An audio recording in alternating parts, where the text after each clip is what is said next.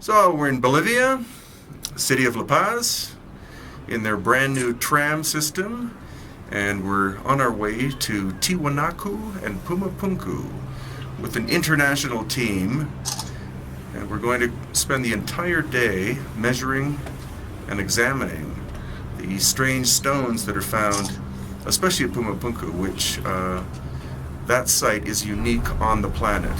There's no precursor culture, and some estimates are that its construction dates back 15,000 years. So we'll see.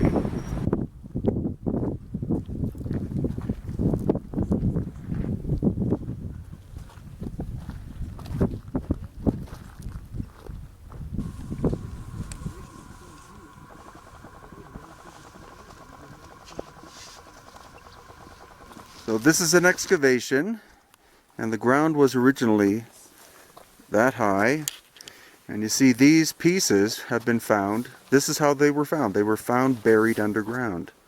So some kind of devastating event happened here. This is one of the big gates at Tiwanaku. However, since you're seeing gray stone, this is from the Pumapunku era. Could be 15,000 years old.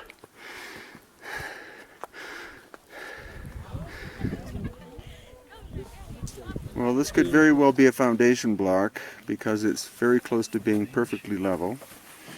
And the other thing is these two squares, they don't go down perfectly 90 degrees. They actually taper in as if something was meant to lock inside, like a machine. See the hotibs? When we look at the devices that's labeled as offering tables, the hotib in the Egyptian Egypt? Museum, in Egypt, you would find two basins just like these, and that circle in here would also look like that it housed something with the two like basins. But like the other one would have like also streams of running liquids. And of course they think of it as an offering table would do. If anything, it's worn a little. Look at the corner angles. Yes, Anthony? I would say, Brian, that if that was used as a part of a process equipment and there was a slurry running over it, it would tend to wear in the middle. That makes a lot of sense. So originally it's probably the same all the way through. And then as over the years, slurry or material has been running over, it's worn in the middle. Give you that appearance of the curving in the bottom. Right. Because things.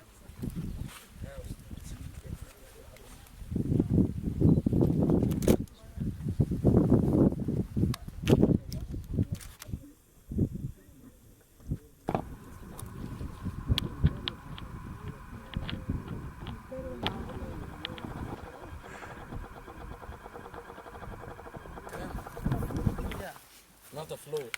But it could be also like in the Oh yeah, that is the full. Good idea. You know what? I would think that there was something else there, right here.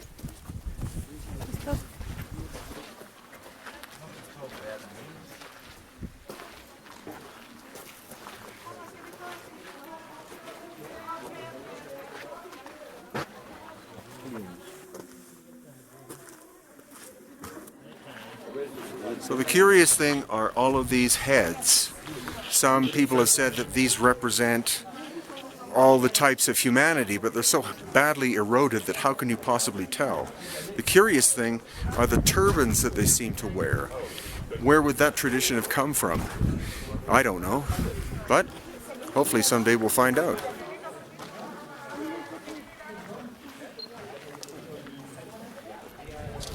I know we don't compare between the symbolism But in the Imhotep Museum, you find artifacts from Zoser, King Zoser, which is like a pillar like this with the serpent ascending, and also a depiction for the jackal or the lion. And the same one. Imhotep Museum. Strange sound. Huh? Feel like a sound. This water erosion coming down the stairs. Gives it that rounded effect. Maybe there's a lady geologist who Exactly. Just like in the Sphinx Hollow. She was here with Brian. Exactly. Los compas. So what do you see, Anthony, in terms of alignment to the cardinal directions? Well, it seems to be dead parallel with the north-south, and yeah, I don't know if that's has any actual functional purpose or. Of course, electromagnetic induction. Yeah. That's right, North Pole. Or usually it would be like little.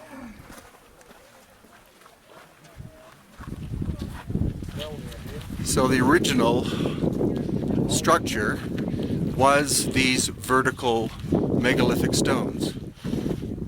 And it was filled in the 1980s by archaeologists. The amount of weathering on these big vertical stones has to be more than the age of the Tiwanaku culture, which would be 1,000 to 2,000 years old. It really looks like water erosion.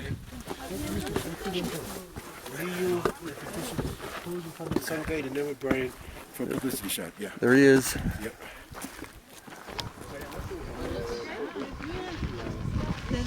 ¿Vas a empezar la explicación? Ya, es que lo voy a llamar.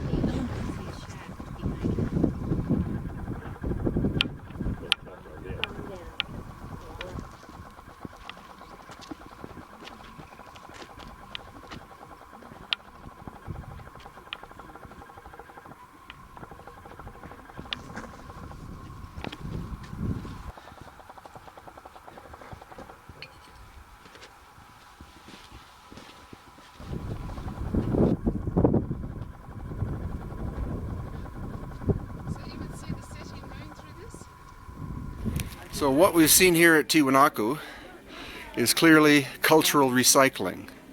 The Tiwanaku culture appeared here about 100 AD, disappeared about 900 AD. They were at best a Bronze Age culture. What we have seen is clear evidence of machining technology. And as hard as it is to believe, that machining technology occurred before the Tiwanaku culture.